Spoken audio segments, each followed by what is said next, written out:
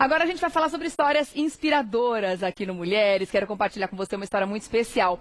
O nosso tema de hoje é sobre um ex-morador de rua que resolveu retribuir para a sociedade o que a vida lhe proporcionou. Rafael Soares, hoje ele está com 33 anos, ele morou nas ruas de São Paulo dos 7 até os 12 anos. A sua mãe biológica sofreu um AVC e ele foi obrigado a se virar sozinho, até que um dia um casal de cabeleireiros resolveu ajudá-lo. O Rafael recebeu comida, aprendeu a cortar cabelos, mas a bondade desse casal foi muito além. O menino foi tirado das ruas e ele foi adotado. Olha que fantástico. Essa atitude transformou a vida do Rafael. Já são mais de 18 anos exercendo a profissão de cabeleireiro. Hoje ele tem seu próprio salão na cidade de Penápolis, interior de São Paulo. Como forma de agradecimento pelo presente que a vida lhe deu, né, e o destino também lhe deu, Rafael corta de graça os cabelos dos moradores de rua e também das pessoas carentes da região. Ele conta que, abre aspas para o Rafael, é uma forma de retribuir toda a ajuda que tive quando pequeno. Sei como é ter vontade de comer algo, de se arrumar, de fazer qualquer coisa, mas não ter dinheiro para isso. Fecha aspas. Que história fantástica e inspiradora. Sobre ela a gente vai conversar também com o César Romão, que está no Mulheres de hoje. Olá, querido. Bem-vindo, tudo bem? Tudo bem. História prazer linda, não? Vê-la. Bonita, Prazer linda é meu. História. Fica à vontade. E é uma história que mostra o quanto a caridade é importante, é fundamental para que a gente se sinta bem com o mundo, né? A doação de pelo menos um pouco, que o que é pouco para a gente pode fazer muita diferença para as pessoas, mas muito mais do que isso, eu acho que essa história fala sobre gratidão, né? Porque é ele também levando um pouco do que ele recebeu para as pessoas. Isso é ser grato com o mundo, né? É mais do que isso, é uma história de vitória, de um jovem que não teve muita oportunidade, ele conquistou a sua oportunidade.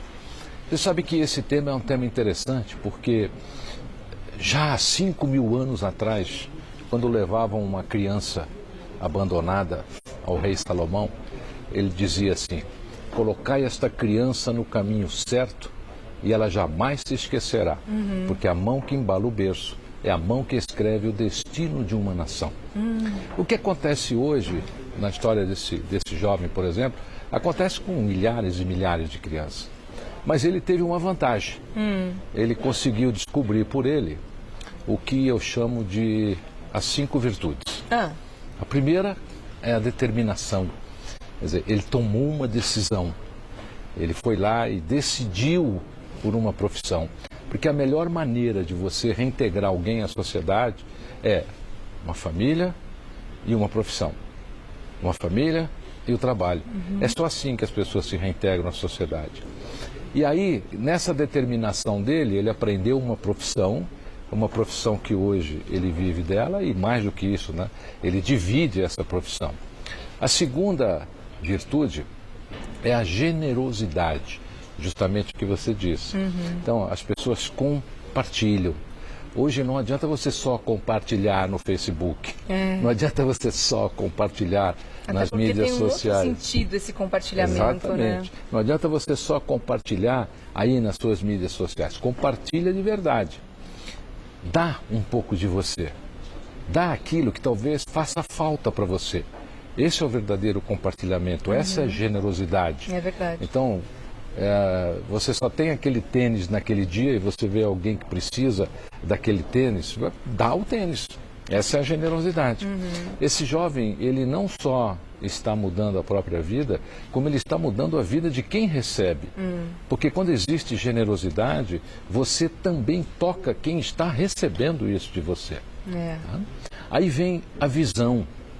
Então, o que ele teve? Ele teve uma visão, ele tem uma visão de um mundo melhor, ele tem uma visão de ajudar mais as pessoas, ele tem uma visão de provavelmente fazer com que outros jovens sigam o seu caminho.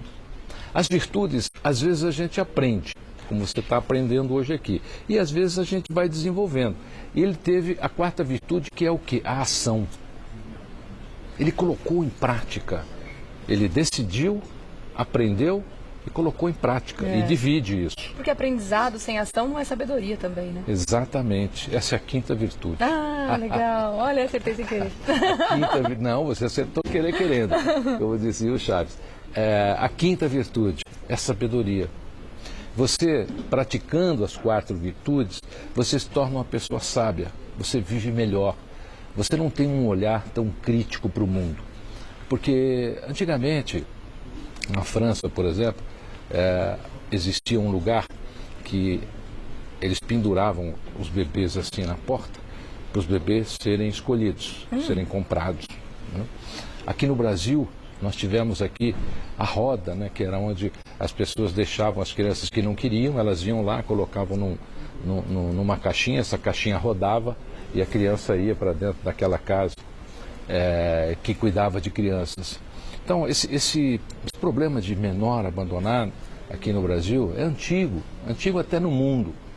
A palavra creche, por exemplo, que é o que nós temos de menos aqui no país e precisamos ter muito mais, é uma palavra francesa que significa manjedoura, acolhimento, berço. A gente precisa fazer isso com essas crianças. Imagine você que hoje nós temos aí animais que valem uma fortuna. Pois é. Temos cavalos que valem uma fortuna, Sim. cachorros que valem uma fortuna. A gente se especializou tanto em criar bicho. Será que a gente está esquecendo de fabricar gente? De construir seres humanos? Investir, né? Porque isso é um investimento na sociedade, né? Na gente também, quando a gente investe no próximo, É um né? investimento na existência, né? Mais do que isso. E nenhuma criança nasce rotulada. Nenhuma. Todas as crianças nascem amando. Eu nunca vi... Você conhece alguma criança que já nasceu assaltando? Não, uma criança claro que que já nasceu fazendo coisas erradas? É fruto do meio, né? É fruto Infelizmente. dessa sociedade intolerante. É. Então nós temos grande responsabilidade sobre essas crianças que estão chegando. E é tão bonito ver essa corrente do bem, né? Que a gente vê nesse exemplo como uma atitude boa vai refletindo. E isso, quando a gente não deve fazer essa roda parar nunca, né? Que é o que ele está fazendo agora. Com toda certeza a atitude dele, do Rafael, também está servindo de inspiração para tantas outras pessoas. E essa atitude começou nos pais adotivos dele, né? Que justamente deram a ele a oportunidade de ser alguém, de ser uma pessoa boa, dando valores, enfim, e ensinando uma profissão, né? Então, como a gente está se aproximando aí do Dia dos Pais, bem lembrado, os pais. Você está ali, o teu filho, ele está te vendo, tá certo? O Maurício Manieri estava cantando aqui, um querido amigo, Isabel, toda a família maravilhosa. Você viu o filho dele? Já estava ali, admirando. Tá? Vai cantar melhor que o pai. Fixo, né? Maurício, acabou, você pode se aposentar. Esse menino vai cantar melhor que o pai. Assim é a sociedade, assim são os filhos, assim são os pais. Os filhos buscam um herói. Quem é o herói sempre? É o pai. Então, se você quiser um mundo melhor, comece lá pela sua casa, comece lá pelos seus filhos. E nós temos que encontrar uma maneira de não deixar essas crianças tão abandonadas. Nós temos que encontrar uma maneira na sociedade de dar a essas crianças abandonadas uma família e uma profissão.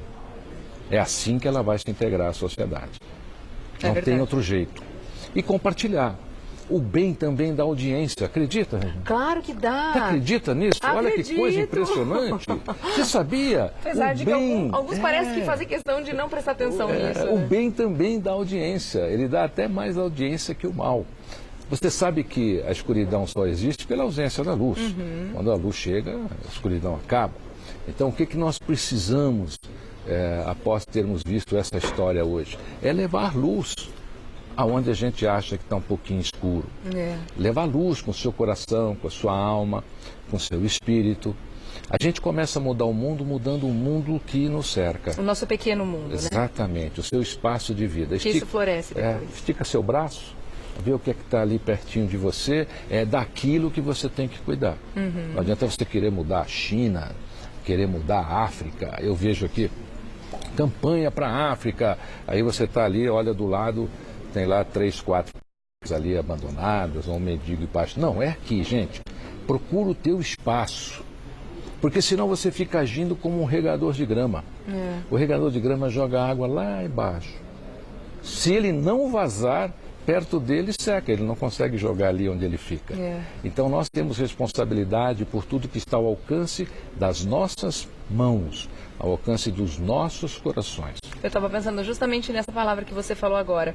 A gente não tem noção do tamanho da nossa responsabilidade enquanto ser humano, né? Que tudo que a gente faz, tudo que a gente fala pode, na verdade não só pode, como vai refletir direta e indiretamente em uma cadeia de pessoas e de situações. Por isso que somos todos muito responsáveis por tudo aquilo que a gente vive, né? Por isso, se a gente viver no bem, focar no bem, não tem como dar errado, né? As pessoas têm que ter um pouco de noção, Regina, do impacto que elas têm na sociedade.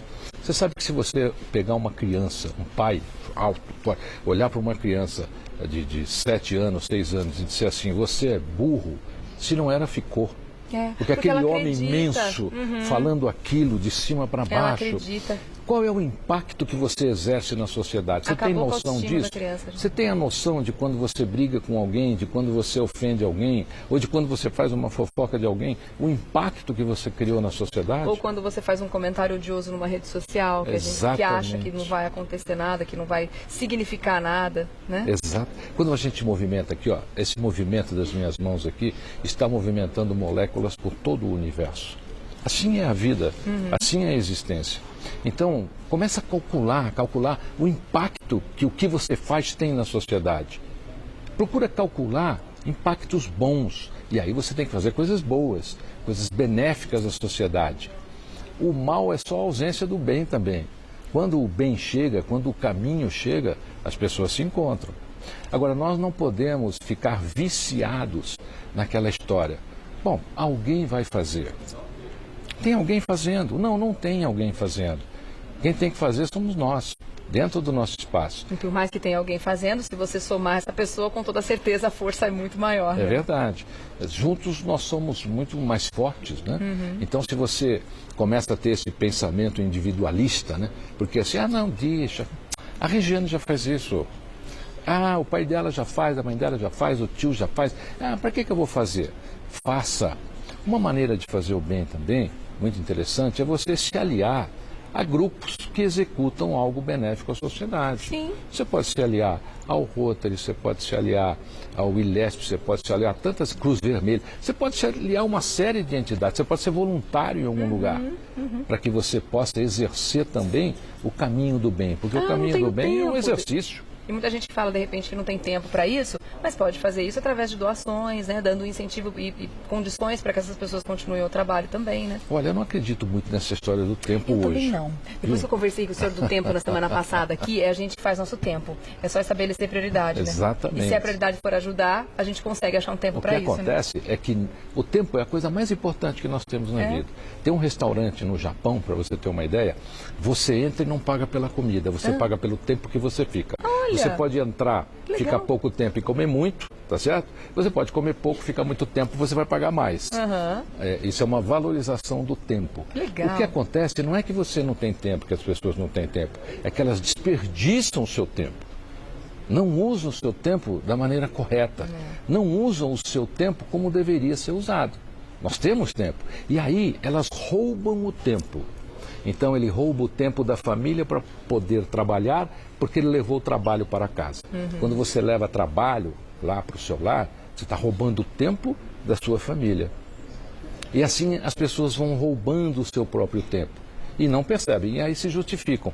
Eu não tenho tempo. Que assunto bacana, né, gente? Que bom esse papo. Realmente a gente se inspira nessas histórias para trazê-las mais para perto da gente, né? E seguir esses exemplos aí para nossa vida, para que tudo à nossa volta melhore. Nós somos sim agentes transformadores, né? A gente nunca pode se considerar tão insignificante a ponto de não ser um exemplo bom para a pessoa que está próximo da gente, né? Absolutamente. Então eu quero agradecer mais uma vez o César Romão, que é escritor, palestrante, agradecer também porque sempre traz sugestões dos seus livros fantásticos também, né, César? Obrigado. Estão aí em todas as livrarias do Brasil, estão em mais de 51 países. Você me encontra aí nas redes sociais, Romão César, Instagram, Facebook. E eu fico muito feliz. Dá uma passadinha por lá para a gente continuar essa conversa. E hoje você quer falar do Milagre do Acaso também, O Milagre né? do Acaso é o meu mais recente livro.